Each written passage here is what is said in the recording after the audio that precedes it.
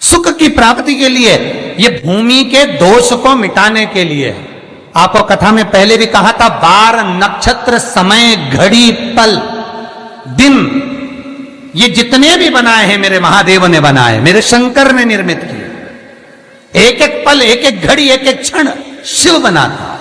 4 महीने चतुर्मास के भगवान विष्णु देव सोनी एकादशी पर जब सोने जाते हैं तो भगवान शंकर को बुलाकर कहते हैं, ये 4 महीने जितना दान पुण्य सत्कर्म संकीर्तन भजन कीर्तन जो होगा शंकर, ये मैं नहीं करा सकता, तुम करा सकते हो। इसलिए चतुर्मास की शुरुआत ही श्रावण से,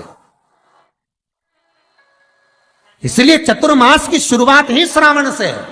शंकर कहते हैं पहले जल में चढ़वाता हूं, पहले मैं भजन करवाता हूं, स्मरण करवाता हूं, कीर्तन करवाता हूं। जितना भजन दान पुण्य स्मरण नाम कीर्तन जो होगा चतुर्मास के अंतर्गत, वो सब देवभाग को प्राप्त होगा। पितरों को, पूर्वजों को, आहूतों को दान करो, पुण्य करो, सत्कर्म करो। चाहे गौ माता को दो, चाहे बहन बेटी को दो, चाहे किसी भिक्षुक को कुछ दो।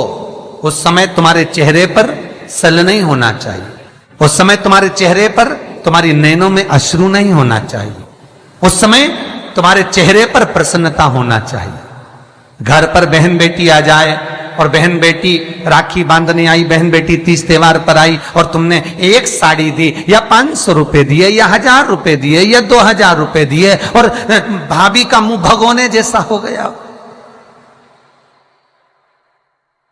चेहरा उतरा हुआ। भाई राखी बंधवाने बैठा तो पहले जेब में अंदर से जाकर पत्नी से पूछ कर आया, इसको 500 देना है कि 300 देना है।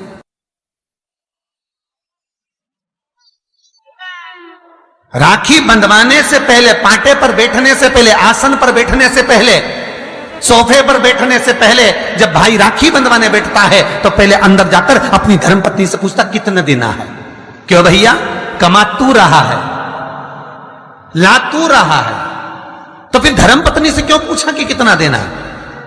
पत्नी को यह कहना था, आज मेरा मन है, बहन साल भर से नहीं आई, कुछ तो लॉकडाउन में 4 महीने से फोन तक पे बात ही बात होती रही, आई नहीं, 1 साल हो गया, मेरा मन कर रहा है आज मेरी बहन को मैं 2000 रुपए दे दूं, साड़ी के भी हो जाएंगे, चूड़ी के भी हो जाएंगे और देना हो जाएगा, आज मेरा मन कर रहा है। तुम्हें बोलना चाहिए, तुम्हें बताना चाहिए।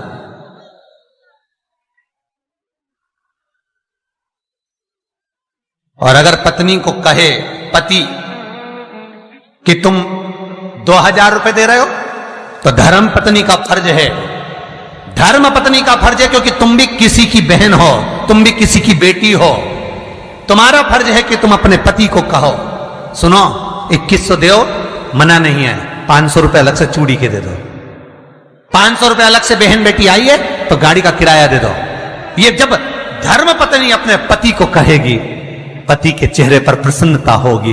मुझे उम्मीद है आज आप अपनी ननंद को दे रहे हो, तो आप जब अपने मायके जाओगे तो आपकी भी भाभी इतना ही सम्मान देगी। क्यों? एक उंगली जो हम किसी पर उठाते हैं तो ये 3 उंगलियां हमारी ओर जाती है। हम एक के लिए अगर व्यवस्था करते हैं तो कहीं ना कहीं आपकी व्यवस्था भी पूर्णता में हो पाती है। आपकी व्यवस्था, आपका भाव,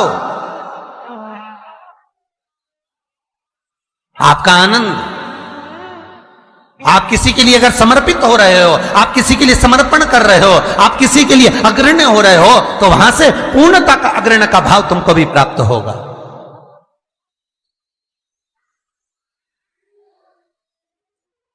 रक्षाबंधन पर भाई राखी बंधवाने बैठ रहा है तो धर्मपत्नी से पूछ रहा है कितने रुपए देना है।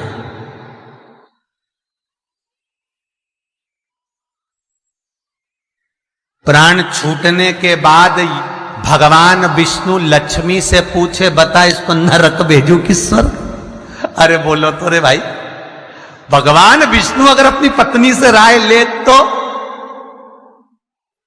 भोलेनाथ देने से पहले पार्वती से राय ले तो, इंद्र कार्य संभालने से पहले इंद्राणी से राय ले तो, ब्रह्मा ब्रह्माणी से राय ले तो नहीं,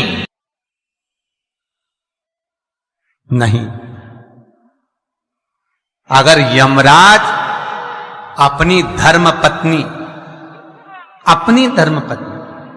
दक्षिण से पूछे,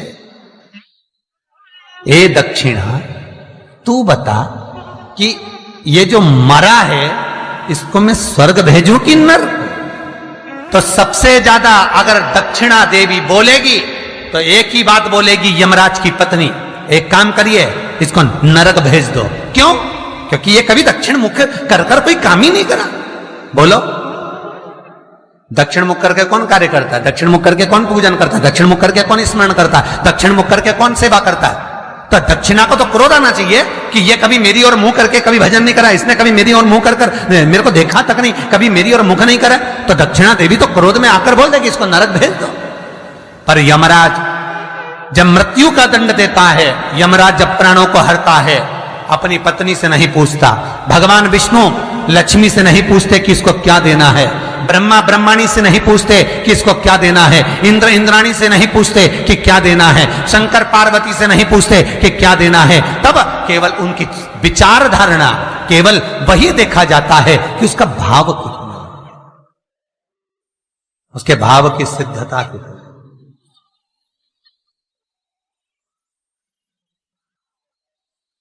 पर आज का जमाना है, बहन जैसे ही आई राखी बांधने, भैया चलो बैठो पाटे पे, अंदर अभी आया, अंदर गया, कितने देना है?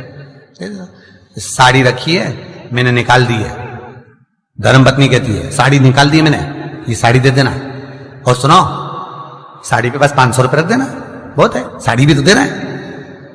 और ये तूने जो अपनी ननद के साथ करा, अब तू अपने मायके जा और तेरी भाभी तेरे साथ करे तो तुझे कैसा लगेगा? 3 को देने से कभी नहीं घटता, शिव महापुराण की कथा कहती है। पहला बहन बेटी को देने से, दूसरा गौ माता को देने से, तीसरा संत ब्राह्मण को देने से कभी नहीं घटता महाराज। बढ़ेगा, घटेगा नहीं। बहन बेटी को देने से कभी घटता नहीं है। तुमने जो दिया उसका 4 गुना अगले साल तक तुम्हें प्राप्त हो जाएगा। गौ माता को 1 रोटी दी है, गौ माता के निमित्त से 1 रुपया निकाला है, गौ माता के निमित्त से 1 रुपया भी अगर तुमने दान करा है, पुण्य करा है, उसके निमित्त का अगले वर्ष तक यही तारीख लिख कर रखना, कितना पुण्य प्राप्त होता है, कितना फल प्राप्त होता है, कितनी लक्ष्मी प्राप्त होती है। देने से घटता नहीं है। तीसरा, संत ब्राह्मण को देने से कभी घटता नहीं है। आपने जो दिया उसका 1000 गुना आपको प्राप्त हो जाता है, 1000 गुना।